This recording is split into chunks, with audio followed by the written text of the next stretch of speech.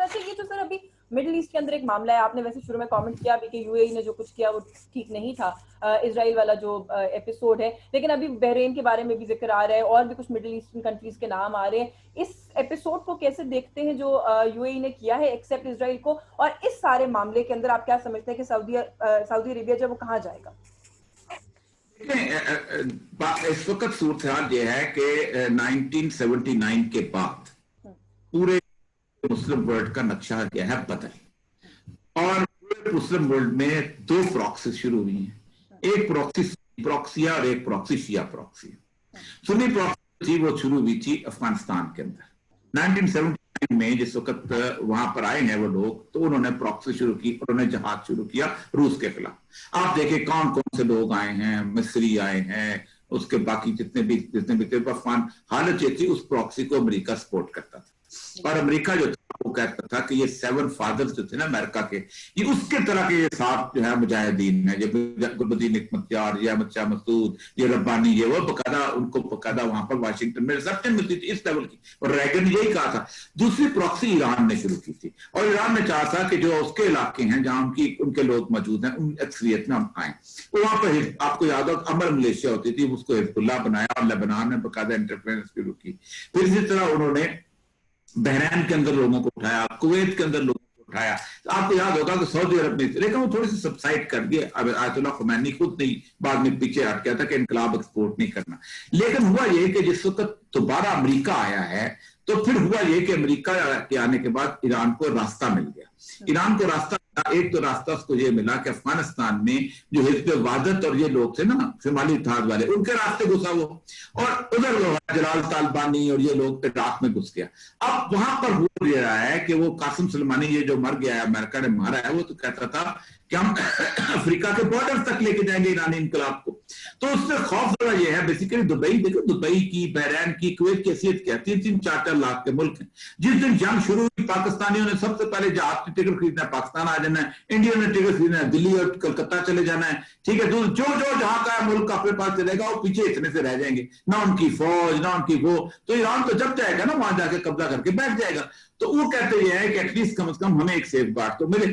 या तो मुसलमानों की आपस में जंग खत्म हो तो तब हम उसको कहें. अब मुसलमानों की जंग तो अब मुझे नहीं लगता खत्म हो जाए. ऐसा बड़ा देखे उन 1400 साल में इतने लोग मुसलमान आपस में लड़के नहीं मरे जितने इन 5-6 सालों में मरे हैं. आप देखें 6 लाख बंदा तो सिर्फ शाम में मरा है.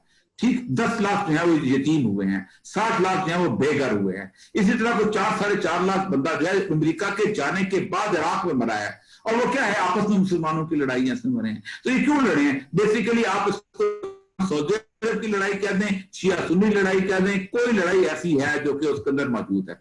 और दोनों तरफ नारे लगते हैं. एक कहते हैं काबा का दिफा कर रहे हैं, दूसरे कहते हैं हमने मुकद्दस मकामात का दिफा कर रहे हैं. इंसानों की जान को नहीं, बिल्डिंग्स के दिफा हो रहे हैं, उनके दिफा हो रहे हैं. अच्छा सर, ये सारा जो मामला है, अगेन इसके अंदर पाकिस्तान के अंदर कुछ लोग, मैं सुन रही हूँ, पढ़ भी रही हूँ कि वो कहते हैं कि अगर वो तस्लीम कर सकते हैं तो जहाँ पर डिप्लोमेटिक ताल्लुकात का मामला है तो क्या खराबी है, हमें भी कर लेना चाहिए. दुनिया अपना इंटरेस्ट देखती है, हमें भी देखना चाहिए. देखिए, 2 मुल्क कम से कम तस्लीम नहीं करेंगे आखिर वक्त तक भी. उसकी वजह उनकी अब पॉपुलेशन आबादी है, एक पाकिस्तान और एक सऊदी अरेबिया. सऊदी अरेबिया आज तस्लीम कर ले तो मेरे ख्याल है वहां पर एक बहुत बड़ी मूवमेंट शुरू हो जाएगी और शाही खानदान चला जाएगा. क्योंकि शाही खानदान है उसके अंदर वो थोड़े से लोग हैं ना, इतने ज्यादा तो नहीं, रात में रहने वाले हैं, लेकिन बाकी सारे. पाकिस्तान भी ये है कि आज आप तस्लीम करें तो खान साहब जो है, जो पहले लेबल मिलता था फिर पूरे यहूदी हो जाएंगे. फिर तो जना खान के भी खानदान की यहूदियत निकालेंगे तो इनके भी यहूदियत निकालेंगे. बात देखिए, पहली बात है कि क्या इसराइल को तस्लीम करने से हमें कोई फायदा होता है, तब हमें बताएं. अगर फायदा नहीं तो कोई मसला नहीं. देखिए तस्लीम की, देखिए आप नहीं गुज़श्ता कम से कम 50 साल साउथ अफ्रीका को तस्लीम नहीं किया ना, पूरी दुनिया ने नहीं किया. क्यों नहीं किया? अपार्थाइड है वहां पर, नस्ल परस्त हुकूमत है, क्यों नहीं किया करता? आप इतनी बड़ी उनकी टीम थी, क्रिकेट की टीम, उनको आने नहीं दिया गया. कुछ उसूली मौक़िफ़ होते हैं, उससे आप कायम रह भी सकते हैं. या तो इसराइल से आप ताल्लुकात सुधार करने में इसराइल इंडिया को छोड़ देगा. और हमारे पास आपको याद होगा कि बॉम्बे में जो अटैक हुए थे उसके अंदर जो मेजर अटैक किया था तो 23 इसराइली शहरी मारे गए थे. तो इसका मतलब या तो इसराइल वहां से निकल के यहाँ आ गया, आपकी गोद में आके बैठते क्या मैं इंडिया के साथ लड़ूंगा. आप यहूदी मुसलमान भाई हैं, इब्राहिमी रिलीजन है, या तो ये माने, लेकिन इब्राहिमी रिलीजन तो मानता नहीं हो, तो फिर कोई फायदा ہے, اپنی قوم کو بھی ناراض کرو, خان صاحب اپنی سیاست کو بھی آگ لگا دیں اور ایسے بیٹھے بٹھائے, یا تو کوئی امداد ملتی ہو تب بھی نہیں ملتی. تو یہ مسئلہ ہے. سر آن اے لائٹر نوٹ ویسے کچھ لوگ یہ کہہ رہے ہیں کہ خان صاحب نے بھی ریسنٹلی جو انٹرویو دیا ہے اس میں کہا ہے کہ یہ ہو ہی نہیں سکتا, یہ ہمارے نظریات کے خلاف ہے کہ ہم اس معاملے کی طرف جائیں. تو کچھ لوگ آن اے لائٹر نوٹ یہ کہہ رہے ہیں کہ خان صاحب جو کہتے ہیں کہ نہیں ہو سکتا پھر وہ کر دیتے ہیں, تو کوئی ایسا خطرہ تو نہیں ہے؟ میرا خیال ہے اگر یہ کریں گے تو یہ بہت بڑی غلطی کریں گے. اس کی بنیادی وجہ یہ ہے کہ خلافت موومنٹ جو تھی نا, ٹوٹ کی جسے اسرائیل بنا ہے بعد میں, تو خلافت موومنٹ 57 اسلامی ملکوں میں صرف پاکستان میں چلی تھی 1920s میں, کئی اور نہیں چلی. ایران میں نہیں چلی, اس کے بعد مصر میں کہیں نہیں چلی. یہ ملک ٹوٹے ہم نے, ملائیشیا میں نہیں چلی, انڈونیشیا, سارے ملک دنیا میں موجود تھے نا. لیکن محمد علی جوہر شوکت علی یہی پیدا ہوئے. آج آپ ترکی جائیں, آپ کو پیار کرتے اتنا کہتے ہیں کہ آپ کے عورتوں نے زیور دیے تھے تو ہمارا ملک آگے چلا تھا. تو یہ اس لیے یہ جذبات کی صورتحال ہے. خان صاحب یہ بہت بڑی خودکشی کریں گے, اتنی بڑی خودکشی کریں گے جس کا وہ سوچ نہیں سکتے, لیکن ان کو خودکشی کرنے کی عادت تو ہے ویسے کافی پرانی. ان کو ہے ویسے اس طرح, اسی لیے میں نے یہ سوال آپ کو پوچھا ہے. ابھی آپ نے ٹرکی کا ذکر کیا ہے. مڈل ایسٹرن پالیٹکس کی اگر بات کریں تو آپ کو پتا ہے کہ ٹرکی جو ہے وہ بار بار اپنے آپ کو پرومیننٹ کرنے کی کوشش کرتا ہے, اور ویری کلیئرلی وہ اینٹی, اس وقت بھی اگر بات کریں تو اینٹی سعودی عربیہ اور اینٹی یو اے بلاک میں ہے, اور وہ بڑا اپنے آپ کو اسرٹ کرتا ہوا دکھائی دیتا ہے. اب پاکستان کی سچویشن یہاں پر بھی خاصی سینسٹیو ہے, ہمارا ادھر بھی بہت اچھا تعلق ہے. تو یہ جو ایک ٹرائنگل بن رہا ہے سعودی عربیہ, ٹرکی اور Pakistan, how do you see it, مطلب یہ کیسے پلے آؤٹ کرے گا؟ دیکھیں آج سے تقریباً 2-2.5 سال پہلے جس وقت امریکہ نے آئی تھی نا, اس کی پینٹاگون کی جو بیسک تھیوری آئی تھی, جو پالیسی آئی تھی اینٹی چائنا, جس کو وہ کہتے ہیں انڈو پیسیفک جو ہے ان کا کمانڈ, جس میں 3,70,000 فوجی امریکن نے رکھ دیے تھے. تو چائنا بھی ظاہر بات ہے پالیٹکس کے اندر آ گیا ہوا ہے. تو چائنا نے ایک کام کیا تھا بڑا مزے کا. چائنا نے کہا تھا بجائے اس کے کہ ہم براہ راست اس خطے میں لڑیں, ہم ایک خلافت کی ایک تحریک سے شروع کرتے ہیں. تو اس کے اندر ہوا یہ تھا کہ انہوں نے 3 ملکوں کو تیار کیا تھا کہ یہ ایک ہی طرح کا نظام میں آ جائے. ایک تھا ترکی, دوسرا تھا پاکستان, تیسرا تھا ملائیشیا. تو پہلے تو اردگان صاحب کو کہا گیا وزیر اعظم سے صدر ہو جائیں. تو انہوں نے پورے کا پورا ختم کر کے صدارتی نظام قائم کیا. پھر یونیفارم قسم کا سیلیبس لکھا, پہلے قرآن پاک 5ویں تک ناظرہ, اور اس کے بعد ترجمہ اور یہ وہ سب. اس کے بعد ماتر محمد کو بچائے بوڑھے کو اٹھا کے لے کے آئے, اس کی ماتر محمد کی وہاں پر اس کو بٹھایا گیا, اس نے بھی ویسا ہی نظام قائم کیا. خان صاحب بھی ظاہر بات ہے 18ویں ترمیم ختم کر کے ایک ہی صدارتی نظام یہ وہ, اور وہ جو یکساں ثابت تعلیم یہ ہوگا. یہ جب 3 ایک طرح کا ملک بن جائیں گے تو پھر ان کو سوچا تھا کہ ان تینوں کے اندر ایک تو یہ ہے کہ دفاعی پیکٹ شروع ہو جائے گا, جیسے ایک زمانے میں مصر اور اس کا تھا لیبیا اور شام کا ہوتا تھا. یہ تو آپ کا ناصر تھا, اسد تھا اور قذافی تھا. اس طرح کا جب پیکٹ ہو جائے گا دفاعی, تو پھر ہم تینوں کی ایک کرنسی بھی لے آئیں گے.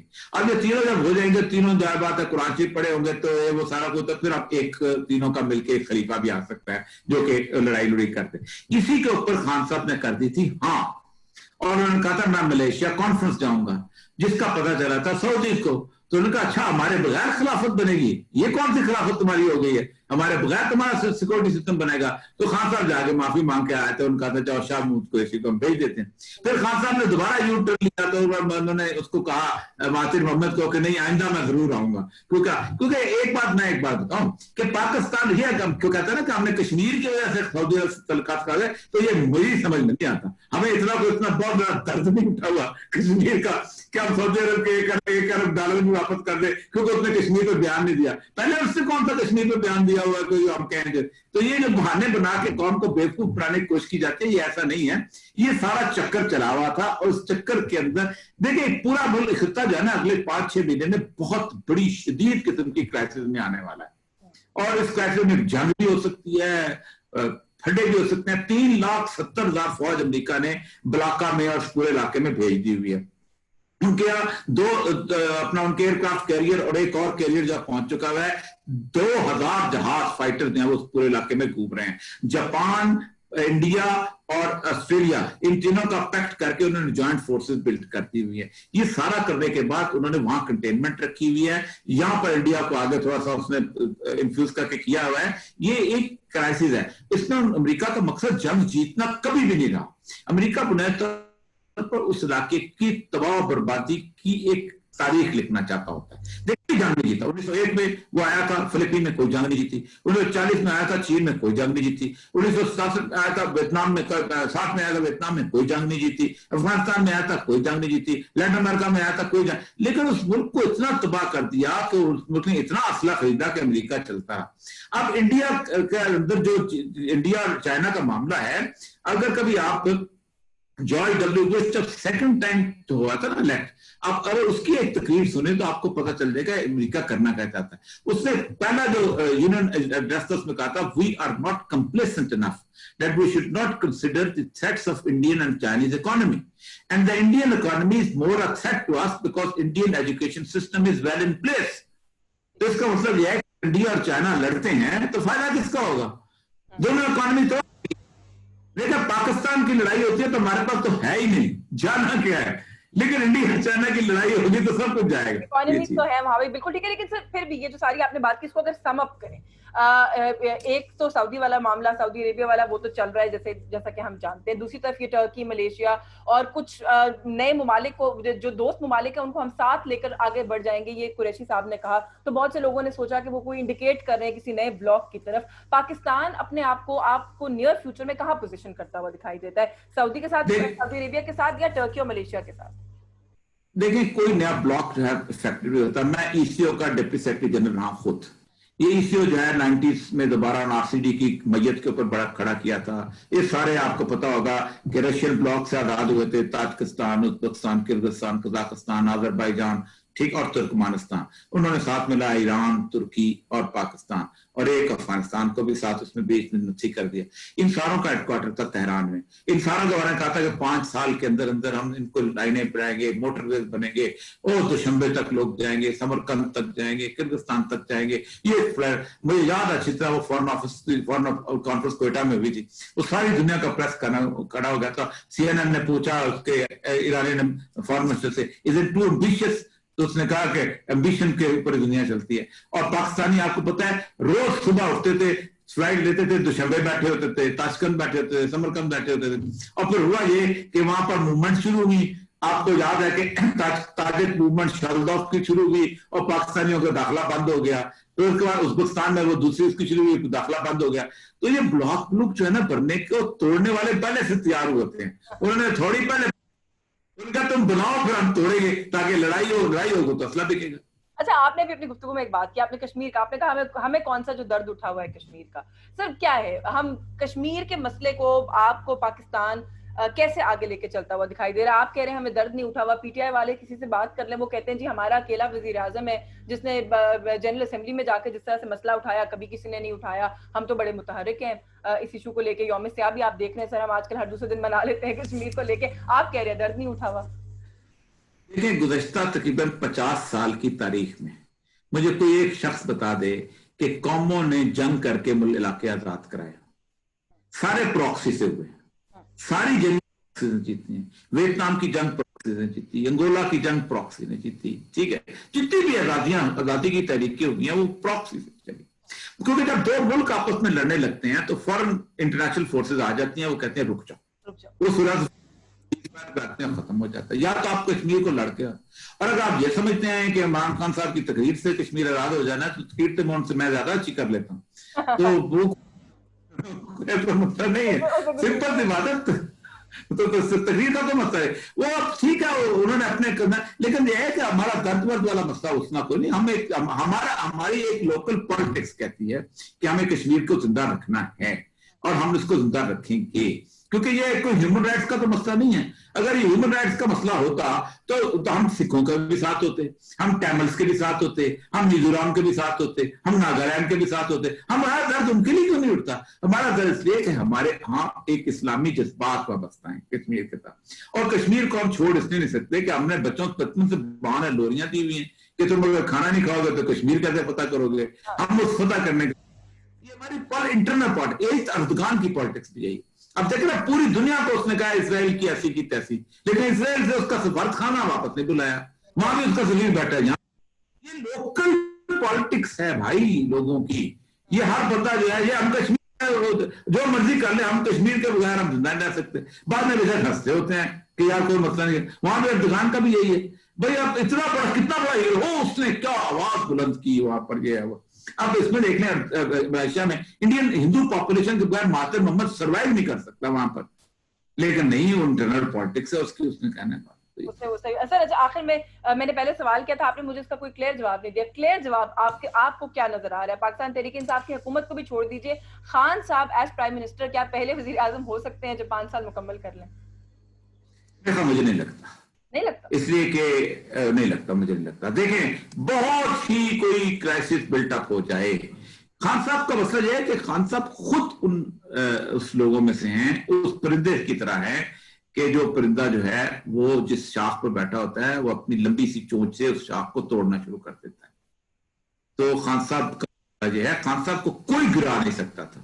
आप खुद देखें ना, साहब के साथ आप मीडिया की जितनी मोहब्बतें उनके साथ थी, जितनी थी समझ, होप्स थी, सब कुछ था। खान साहब एक दायरेदार आदमी है, लेकिन खान साहब ने तारीख में ये साबित किया है कि पाकिस्तान में हम लोग जो 70 साल की पॉलिटिक्स समझते थे कि पाकिस्तान से अगर करप्शन चली जाए तो पाकिस्तान के मसाइल हल हो जाएंगे, लेकिन हम अब इस नतीजे पे पहुंचे हैं कि करप्शन पाकिस्तान का इतना बड़ा मसला नहीं जितना बड़ा मसला नाअहली है।